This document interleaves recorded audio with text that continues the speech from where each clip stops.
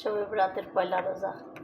আলহামদুলিল্লাহ সারাদিনটা ভালোই গেছে। এখন ইফতার খুলতেছি। এই যে দেখো,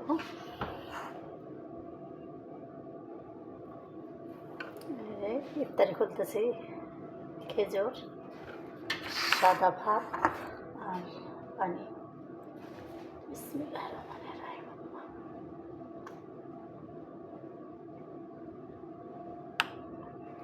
বিসমিল্লাহ।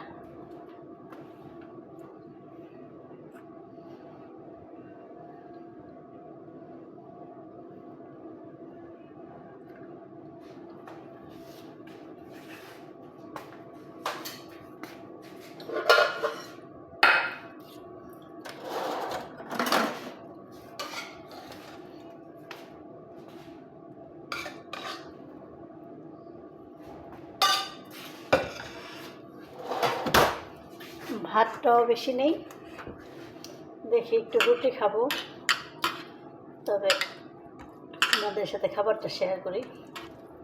আজকে রোজাটা ভালোই লাগলো।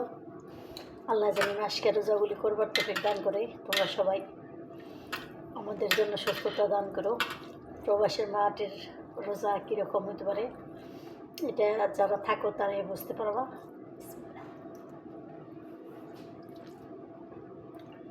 অন্যরা বুঝতে পারবা না, কারণ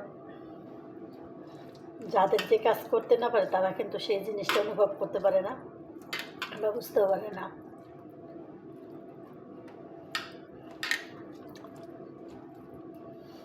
আজকে আলাদা ইত্যাদির জন্য কোনো কিছু তৈরি করা হয়নি, কারণ ওরা কেউ রোজা না, আমি একা রোজা। রাত্রে রান্না করছিলাম ডিম দিয়ে, ফুলকপি দিয়ে, আলু দিয়ে হালকা ঝোল করে, আঠা আঠা ঝোল করে রান্না করছিলাম তরকারি। তাই দেই এখন অল্প কয়েকটা ভাত আছে, তাই খাইতেছি। তারপরে এটাই আমাদের প্রবাসের জীবনের কাহিনী।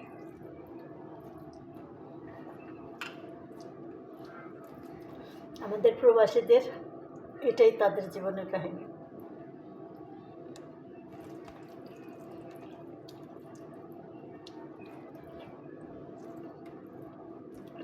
আজকে যদি শবরাতের যদি আমরা বাড়িতে থাকতাম, হয়তো ভালো কিছু রান্না করে খাইতাম বাচ্চাদের সাথে, অন্য কিছু করতাম। আর এখানে আমাদের তা নাই। ভালো মন্দ বলতে যা খাওয়াই আল্লাহ, এটাই আমাকে আলহামদুলিল্লাহ, শুক্রিয়া।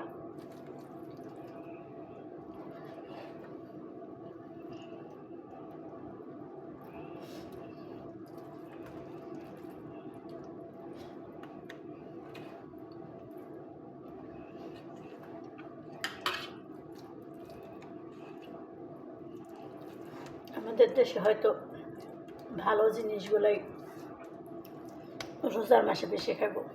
আর এখন এখান গিয়ে কী খাই না খাই শেয়ার করবো ইনশাল্লাহ। ওদের সবার খাবার তো শেয়ার করতে পারবো না, আমি নিজে কী খাবো সেটাই শেয়ার করতে পারবো।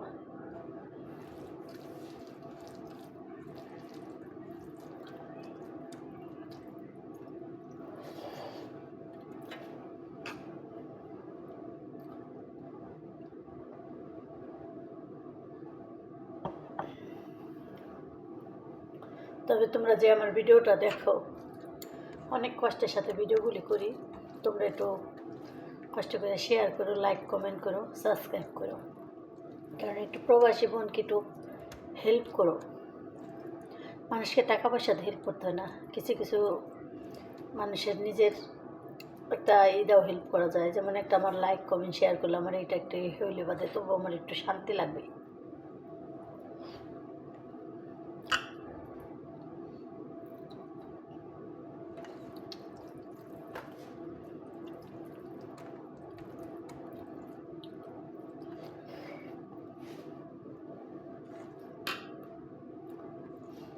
তোমাদের সাথে কথা বলতে বলতে আমার খাবারটাও শেষ করে যায়। আজকের মতো এখানেই। ভালো থাকবে, সুস্থ থাকবে। আল্লাহ হাফেজ।